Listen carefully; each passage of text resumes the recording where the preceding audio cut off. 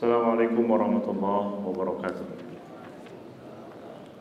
Alhamdulillah rabbil alamin, wassalatu wassalamu ala nabiyina Muhammad wa ala alihi wa sahbihi wa man tabi'ahum bi ihsanin ila yaumiddin. Wa ba'du.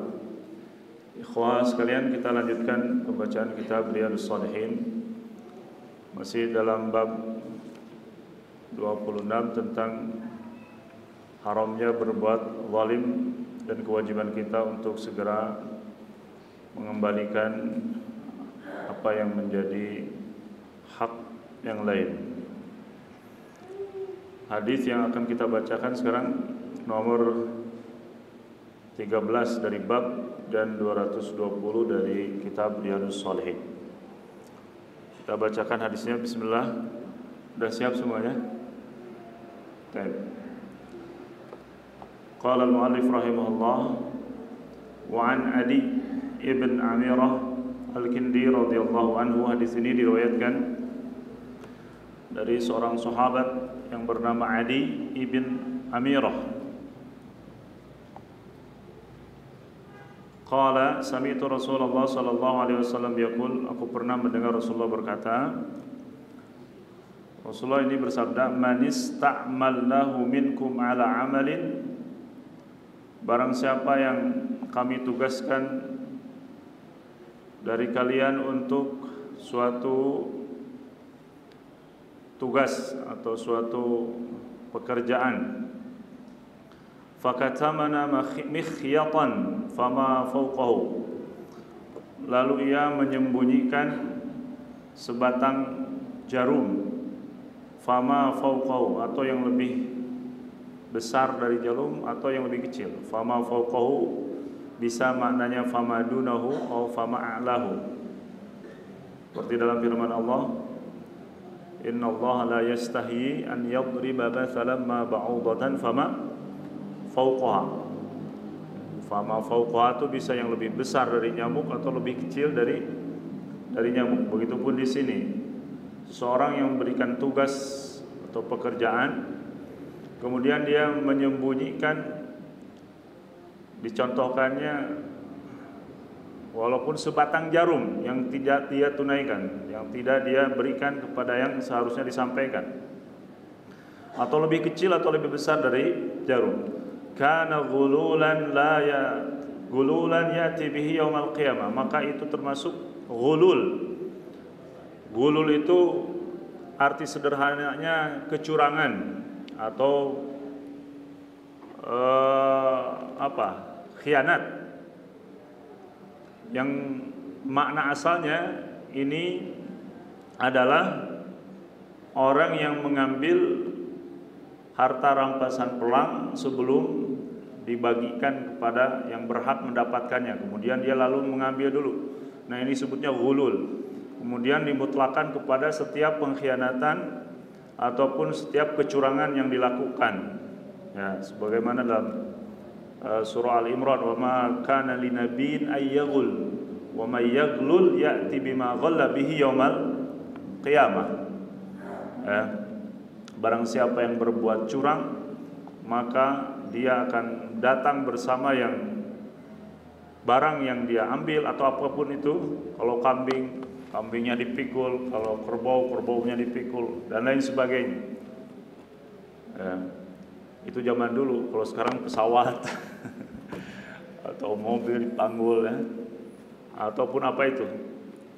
Faqama ilaihi rajulun. Nah, ketika itu Adi menceritakan, berdirilah seorang aswadun minal ansar, seorang yang berkulit hitam. Jadi terkadang menyebutkan orang gemuk, orang hitam, orang pendek misalkan. Kalau itu tujuannya untuk mengenalkan, ya, supaya orang mengenalnya gampang ketika mendengar si hitam itu si fulan, setinggi si fulan, itu bukan sebuah hinaan, ya, tidak apa-apa, hanya li ta'rif, mengenalkan identitas seseorang.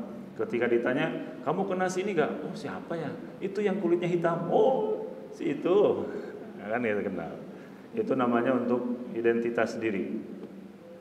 Nah, berdirilah seorang Ansor yang berkulit hitam, gak disebutkan namanya di sini.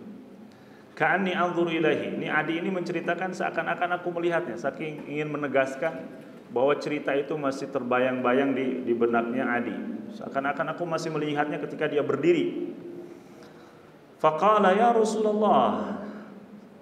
Maka orang Ansor itu bertanya, ya Rasulullah, aqbil anni amalaka. Ya Rasulullah, iqbal anni amalak. Ya Rasulullah, tolong terima kembali tugas yang engkau berikan kepadaku. Artinya dia minta resign, ya.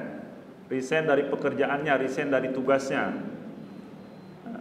Mungkin dia ditugaskan untuk mengambil zakat ataupun yang lainnya. Qala, kemudian Rasul bertanya, wa malaka? Kenapa engkau mau resign?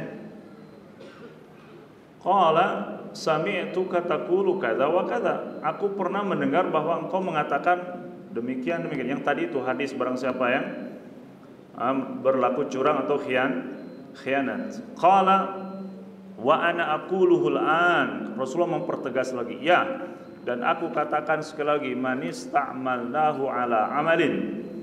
Barang siapa yang aku tugaskan pada suatu urusan atau satu pekerjaan, fal yaji biqalilihi wa kathiri, maka dia harus membawa baik sedikit maupun banyaknya, dibawa dulu kepada Rasulullah sallallahu alaihi wasallam.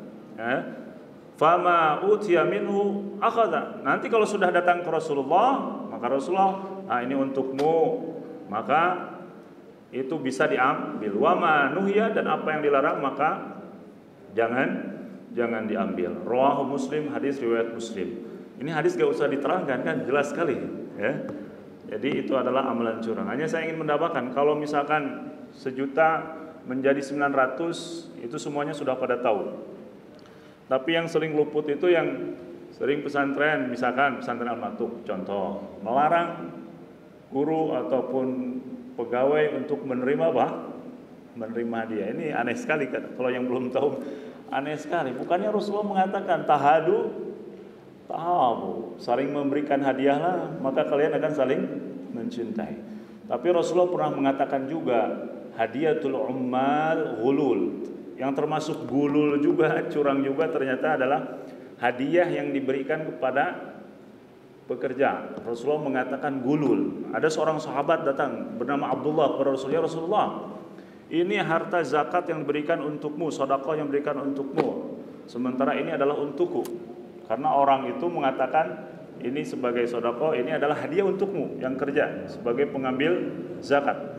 Kemudian Rasulullah mengatakan, fahala yajlis fi baiti abihi wa ummihi fayanzur hal yuhda ilaihi. Rasul mengatakan kepadanya, coba kamu tinggal duduk di rumah ibumu atau bapakmu, adakah yang memberi hadiah itu? Artinya orang yang memberi hadiah itu karena dia disebut sebagai apa? Pekerja. Kalau seandainya dia tidak bekerja, mungkin tidak akan diberikan hadiah.